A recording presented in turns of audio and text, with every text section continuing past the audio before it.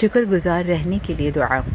اللہم اجعلنی صبورا واجعلنی شکورا واجعلنی فی عینی صغیرا وفی اعین الناس کبیرا رب اغفر وارحم واہدنا السبیل الاقوام اللہم صل علی محمد وعلی آلہ واصحابہ وازواجہ وذریاتہ اللہم اجعل اوسع رزقی عند کبر سنی وانقطاع عمری۔